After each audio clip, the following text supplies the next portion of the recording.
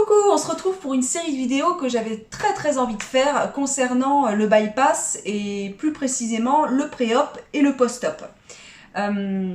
J'ai remarqué en discutant avec vous dans les commentaires sous mes vidéos de ma chaîne ou sur Instagram ou en DM ou en live d'ailleurs, que beaucoup d'entre nous avaient encore des interrogations, n'étaient pas sûrs d'elles et souffrait d'un grand manque de confiance en elle et n'osait pas faire certaines choses. Et pour le coup, ça pouvait être négatif dans le quotidien, quand ça nous arrive, quoi. Donc je me suis dit, bah tiens, raconte-leur, toi, ce que tu as vraiment concrètement mis en place en faisant des vidéos de quelques minutes. Et des vidéos qui pourront pour le coup vous accompagner lors de vos préparations de repas par exemple ou lors de votre quotidien tout simplement.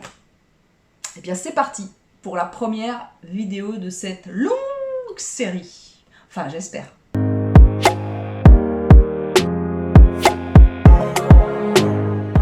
Alors tout d'abord, moi ça fait très longtemps que j'ai entrepris un chemin, je suis sur le chemin de l'équilibre dans mes assiettes.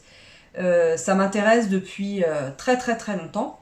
Peut-être que si je n'avais pas été en grand surpoids, en situation d'obésité, peut-être que ça ne m'aurait pas intéressé, que je ne me serais jamais posé les questions sur l'équilibre alimentaire. Eh bien, mon obésité m'a permis de me questionner en détail sur ce qu'il fallait que je mette dans mon assiette.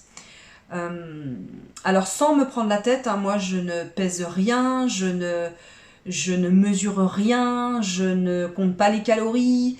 C'est vraiment au fur et à mesure des années que j'ai appris à constituer des assiettes plutôt saines, mais toujours régulièrement, on va dire, gourmandes et gourmet de temps en temps, parce que je suis une épicurienne, si vous voyez ce que je veux dire.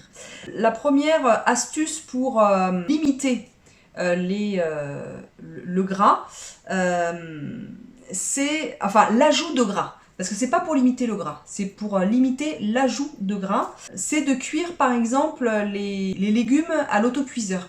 Moi j'utilise très régulièrement cette méthode de cuisson.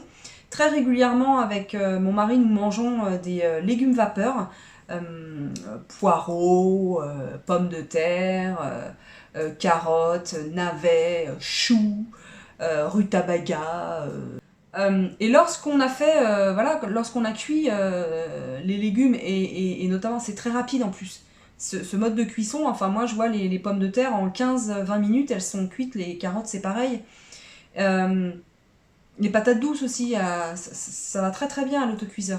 Eh bien, on peut, vu qu'on n'a pas cuit les légumes avec plein de matière grasse, on peut s'autoriser, moi je m'autorise une sauce onctueuse avec pourquoi pas de la crème fraîche ou de la crème du soja cuisine, c'est la crème fraîche de soja, que je monte un peu avec du citron, des épices, des herbes, de l'échalote, pourquoi pas de l'ail poudre ou de l'ail frais, voilà, et faire une sauce réconfortante à manger avec les légumes, et vous ajoutez votre protéine et basta, vous avez l'équilibre dans l'assiette, surtout s'il y a pommes de terre, carottes, poireaux par exemple. Vous faites ces trois légumes là avec une part de protéines, une petite sauce, parfait.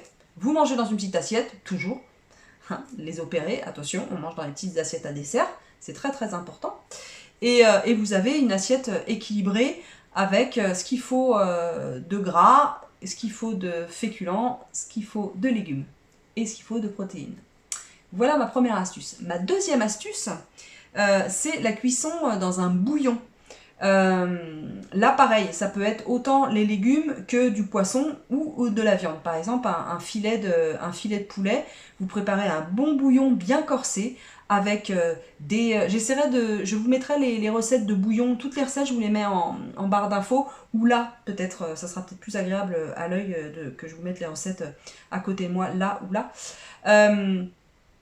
Un bon bouillon bien corsé, ça peut être avec des épices un petit peu, voilà, des épices exotiques, ça peut être avec plutôt du thym, du laurier, un peu plus à la française, on va dire, à l'européenne. Vous pouvez mettre des oignons, de l'ail, varier les plaisirs. Ça peut être avec un peu de sauce soja sucrée ou sauce soja salée. Et voilà, vous faites cuire soit vos légumes, soit votre viande ou soit votre poisson là-bas, n'importe quoi, dans ce bouillon quelques minutes. Vous laissez égoutter un petit peu, et pareil, voilà, vous ajoutez dans votre assiette un féculent si vous avez cuit voilà, du poisson par exemple, hein. Vous ajoutez du riz, vous ajoutez des légumes que vous aurez cuit aussi peut-être au bouillon ou à la vapeur, peu importe, ou rôti au four. Et ça vous fait voilà, un repas rapide, facile, équilibré, et vous avez voilà, tout ce qu'il faut dans votre assiette. C'est vrai que des fois on s'en fait tout un monde de se faire une assiette équilibrée, mais les recettes les plus simples sont celles qui plaisent le plus, celles qui coûtent le moins cher et celles qui sont les plus goûteuses. L'homme est ainsi fait qu'il va à la simplicité, et souvent la simplicité, eh ben, c'est ce qu'il y a de meilleur en fait. Pour limiter les matières grasses, je vous conseille, pour limiter l'ajout de matières grasses, il faut vraiment parce qu'il y a vraiment un distinguo à faire entre les matières grasses se trouvant dans les aliments bruts, par exemple le poisson, la viande ou les œufs par exemple, et la matière grasse que l'on va ajouter au plat. Et ça, il faut bien faire le distinguo, c'est très important. Et mon propos, c'est de bien choisir vos aliments bruts, en fait, les matières premières. Des matières premières de qualité, parce qu'elles vont avoir un intérêt nutritionnel important. Ça va vous rassasier plus qu'un sous-produit ou un produit qui est vraiment moche en qualité. Et ça va vous permettre, pour le coup, vu qu'il aura plus de saveur, ce produit, ça va vous permettre de mettre moins de matière grasse. Parce que c'est bien connu, la matière grasse, qu'est-ce que ça fait? C'est un exhausteur de goût. Donc c'est pour ça que dans les produits transformés, ils foutent la blinde en matière grasse et la blinde en sucre. Et en sel. C'est des exhausteurs de goût. Et c'est ça qui va gonfler la note nutritionnelle du mauvais côté d'un produit en fait. Donc si vous choisissez des produits de qualité, des matières brutes, des produits bruts de qualité, vous aurez moins de matière grasse à mettre dedans, parce que votre produit initial, originel, sera goûtu, rassasiant, et on n'a pas besoin d'ajouter quelque chose, de surajouter de la matière grasse à un produit s'il est de bonne qualité. Et en plus, j'ajouterais que vu qu'on est opéré et vu que l'on mange quand même moins que en quantité, et surtout dans la première année, on se fait plaisir. On se fait plaisir, et au-delà de se faire plaisir, nutritionnellement parlant, c'est plus intéressant de prendre des produits de qualité. Je parlais de produits transformés. Warning, warning. Attendez, je fais le signe. Attendez. Pip, pip, pip, pip. Attention, warning, warning. Oui, ça c'est attention. Attention, et là il y a le point comme ça. Attention, attention. Attention aux produits transformés. Mais vraiment attention. Je suis pas contre, moi j'en consomme. J'en consomme assez régulièrement d'ailleurs. Moins que mes plats à moi que je cuisine moi-même, mais j'en consomme. Sur ça, moi j'aime pas parler d'interdit ou de limitation concernant l'alimentation, parce que c'est pas comme ça que je vois l'alimentation. Néanmoins, il a été vraiment prouvé que les produits transformés sont blindés de sel. Donc qui dit sel dit rétention d'eau. Sont blindés de gras. Qui dit gras, et des gras souvent pas chers qu'ils mettent dedans. Donc des gras pas chers, donc des gras dégueux, des gras nutritionnellement pas intéressants. Et aussi, ils vont mettre la blinde en additifs. Les machin chose, les ceci, les cela, les colorants, les mâches. Et qui sont, pour certains, à risque cancérigène. Donc, tant que faire se peut, j'adore cette phrase, et, moi je limite la consommation de produits transformés. Voilà, c'est une règle qu'on a à la maison et depuis un certain temps, voilà, de limiter et de ne pas aller à chaque fois à la facilité d'aller à la supérette, hein, j'ai pas envie, gna gna gna gna. Ça m'arrive plusieurs fois dans le mois, mais ça n'est pas la majorité et loin de là de mes repas. Et j'ajouterais que, ayant moi eu des problèmes de TCA, de troubles de comportement alimentaire, ce genre d'alimentation de produits transformés ou de snacks ou de choses qui se mangent assez vite, sans mâcher, sans, voilà, ou à la main, ou même des lasagnes voilà, qui n'ont aucune mâche, qui n'ont aucune consistance, qui ont juste goût de sel et de gras. Pour un profil comme le mien qui avait des TCA et on n'a pas des TCA avec de la salade verte et des concombres, hein, on va plutôt se tourner vers des choses qui vous réconfortent. Donc moi c'était tout ce qui est snack salé et en grande quantité. Eh bien, mon cerveau n'a pas oublié ça. Mon cerveau et mon ventre n'ont pas oublié ce genre d'aliments. Donc rien que pour ça, je ne veux pas que mon cerveau se dise « Ouh, mais je me souviens de ce goût-là. Ouh, ouh là là, c'était bon ça. Oh, j'aimais bien quand tu mangeais ça. Oh là là, ça me faisait les papilles étaient bouleversées avec tant de sel, tant de machin, tant de trucs. Ah, j'aimais bien. » Je veux pas. Moi, c'est... Et autant, enfin, si on se fait charcuter, si on garde juste un tiers de l'estomac, moi, il y a des petites limites que je me mets. Et ça, c'est une limite. Et en plus, pour le porte-monnaie, il n'y a pas photo. Hein, parce que les produits transformés, ça coûte cher au kilo. Regardez bien les étiquettes. Je favorise les matières grasses végétales, c'est-à-dire huile d'olive, de l'huile de colza, mais l'huile de colza je ne la cuis pas parce qu'elle a un goût enfin elle est pas c'est pas terrible l'huile de colza cuite, mais par contre il y a pas mal d'oméga 3 dedans, donc ça peut être hyper intéressant. Donc dans des crudités par exemple, un petit filet d'huile de colza, ça peut pas faire de mal. L'huile d'olive, moi j'adore, mais pareil, j'évite de la cuire, je la mets après cuisson sur mes aliments. J'utilise aussi l'huile de tournesol, alors paraît-il qu'elle est moins intéressante que d'autres. Moi je l'utilise de temps à autre pour cuire seulement, je la mange pas crue. J'utilise aussi de l'huile de sésame et j'utilise l'huile de pépins de raisin. Je me suis pas encore penchée sur les huiles et les nutriments et les vitamines associées à ces différentes huiles. Je vais faire des recherches et je vous mettrai à côté de moi là les bénéfices de telle ou telle huile. Et c'est vrai que par exemple, moi pour la salade verte, avant je faisais une vinaigrette où on a un produit transformé, de la vinaigrette industrielle. Et oui, bon, alors j'essaie de prendre une qui n'a pas de machin, de truc, voilà, qui est à peu près correcte. Mais je me suis vraiment habituée à, par exemple, pour les salades, etc., petit filet d'huile d'olive, petit jus de citron, sel, poivre, et je suis contente. Vraiment, et je suis contente et j'ai bien le goût des aliments et tout ça. Mais je peux comprendre que par exemple pour une salade de riz avec plein de choses dedans, eh bien une vinaigrette bien assaisonnée avec beaucoup de goût, ça peut être très sympa. Mais pour les vinaigrettes, hein, poudre d'ail, ail haché finement, oignon haché finement, échalote haché finement.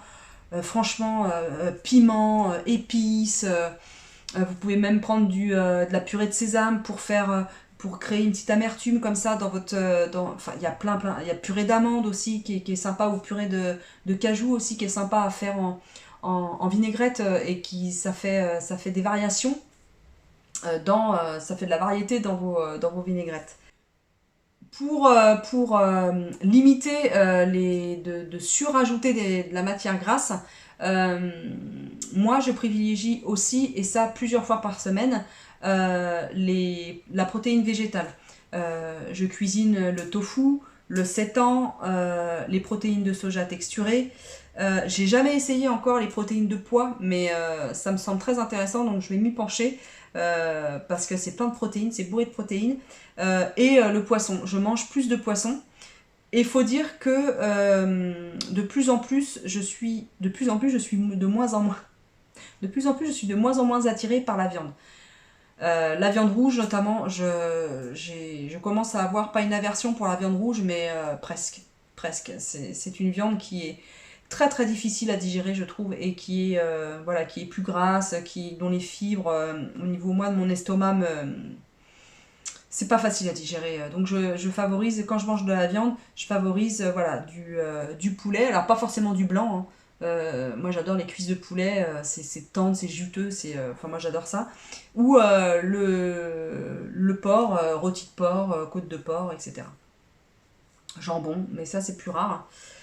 Je cuisine ouais, du tofu. Je vous invite à aller voir, je vous mets en barre d'infos le lien vers la vidéo de la chaîne de Mûre et Noisettes qui a fait une vidéo sur comment cuisiner le tofu. Et ça peut être très très intéressant pour vous qui ne connaissez pas le tofu, ou qui n'osez pas le cuisiner, ou qui ne savez pas le cuisiner. Le tofu, ça demande, savoir le cuisiner, ça demande une curiosité, une appétence aux protéines végétales, un intérêt pour voilà, le végétal.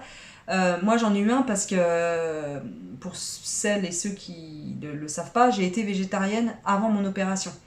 Végétarienne à tendance végane.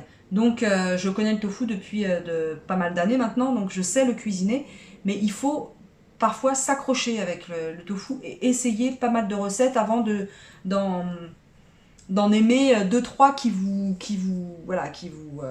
plaisent au niveau papilles et tout ça. Les protéines de soja sont très intéressantes. Moi je les fais en ragoût maintenant. Je les fais, voilà, enfin, il y a vraiment plein de recettes pareil. Cherchez sur internet comment cuisiner les protéines de soja. Sur YouTube, il y a plein de recettes de marinade, etc. Pour cuire les protéines de soja. Et le seitan, j'en mange pas régulièrement, j'en mange de temps en temps. Je l'ai fait une fois. J'avais pris la recette sur la chaîne de La Petite Okara. Et il était très très bon. Et là, j'ai vu une recette justement sur la chaîne de Mûre et Noisettes de seitan qu'elle a pris sur le site ou sur la chaîne YouTube de l'herboriste. Et je pense que je vais faire très très bientôt du seitan à base de farine de blé. Parce que d'une part, c'est très protéiné, vraiment très très protéiné, c'est facile à faire, très facile à faire. Ça prend un petit peu de temps, mais on peut en faire une belle quantité et ça se congèle.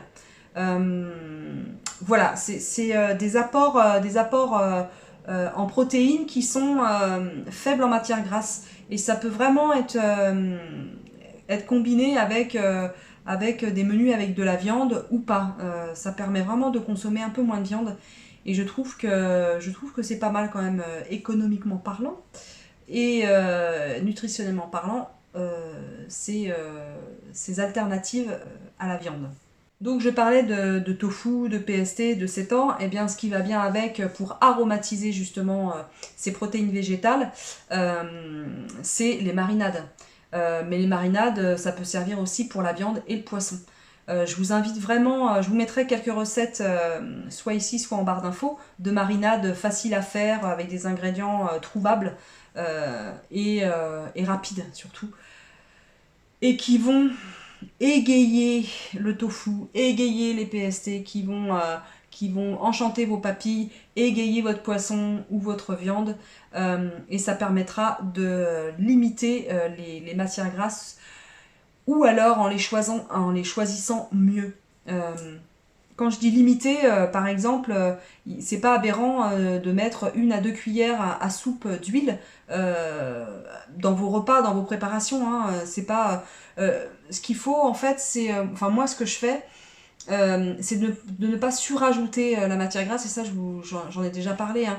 Et bien par exemple, je vais cuisiner par exemple du tofu. Je vais vouloir faire du tofu par exemple grillé à la poêle, bien doré, etc. pour que le tofu soit bien doré, bah, il faut de l'huile, il faut une matière grasse. Donc là, je vais pas lésiner, je vais pas mettre ça d'huile dans ma poêle, hein, mais je peux mettre jusqu'à 3-4 cuillères à soupe d'huile pour bien amalgamer le tofu. Par exemple, et je fais par exemple une marinade avec cette huile et tout ça. Voilà, donc ça c'est la base, ma marinade, avec l'huile de sésame par exemple, ou l'huile de tournesol, ou l'huile, peu importe l'huile. Donc ça fait quand même une matière grasse en plus cuite, conséquente. Je vais pas choisir par exemple un légume que je vais cuire par exemple au beurre. Vous voyez, je vais pas rouler, je vais pas cuire mes légumes, je vais pas faire une poêlée de pommes de terre par exemple avec une grosse quantité d'huile pour bien les cuire. Vous voyez ce que je veux dire? Il faut pas, enfin moi en tout cas, ce que je fais, c'est que je n'additionne pas les multitudes de gras. Il faut pas surajouter du, du gras au gras en fait, et combiner plusieurs gras. Si vous avez 3 sources de gras plus dans votre assiette, forcément ça cumule, ça ajoute quoi. Voilà pour cette première vidéo que j'ai été ravie de faire. Alors peut-être que pour certains ou certaines c'est redondant, peut-être que vous avez déjà entendu ça, peut-être que vous le faites déjà et c'est super, c'est super. Je rappelle que je ne suis pas nutritionniste ou diététicienne, je ne suis pas médecin, je ne suis pas infirmière, et ta. Néanmoins, je vous livre mon expérience, moi, ce que j'ai mis en place pour arriver à un équilibre, un certain équilibre. Et lorsque je fais le bilan avec ma diététicienne, eh bien, elle me dit que c'est bien, que je mange bien, que ce que je fais est bien. Donc, je me suis dit pourquoi pas vous en parler, quoi. Pourquoi pas vous dire moi ce que je fais. J'ai été ravie. Je vous retrouve très prochainement pour une autre vidéo de ce style qui, je trouve, sont très utiles à moi en premier, parce que moi je profite de tout ça, de tout ce que je dis, hein. Moi je le mets en place et ça me met bien souvent des coups de pied aux fesses, hein, de vous communiquer moi mon expérience. Donc c'est dans les deux sens que c'est bénéfique. Entre autres, comme vidéo, voilà, je vais faire une vidéo sur mes difficultés à 2 ans et demi post-bypass. Les aliments que mon estomac ne tolère pas. La relation que j'ai maintenant avec la nourriture, j'ai fait une vidéo sur le dumping syndrome, les petits désagréments du bypass. Blablabla, etc. etc. Voilà, j'ai plein d'idées et je suis ravie de vous faire ces vidéos. N'hésitez pas à vous abonner. Il y a beaucoup de youtubeurs et youtubeuses qui vous le disent, et il y a bien une raison, c'est que l'algorithme retient les commentaires et les abonnements. Donc, pour que de nombreuses personnes aient de la visibilité de mes vidéos. C'est comme ça que j'acquiers plus de visibilité, et je ne vous cache pas que mon objectif, c'est d'accompagner le maximum de personnes qui se sont fait opérer, parce que je pense que mon expérience peut être utile à d'autres, et au plus grand nombre, c'est encore plus chouette. Donc merci de vous abonner, merci de commenter. Dites-moi, vous, qu'est-ce que vous avez mis en place au niveau de la matière grasse? Et juste un warning, je ne vous dis pas de ne pas manger de matière grasse. La matière grasse est très importante, notamment la matière grasse qu'il y a dans les aliments bruts. Ça, c'est très important. Vraiment. Mon propos était juste sur l'ajout de matière grasse. Voilà, c'était juste ça mon propos. Je vous dis à très vite pour une prochaine vidéo. Portez-vous bien et à la prochaine. Salut!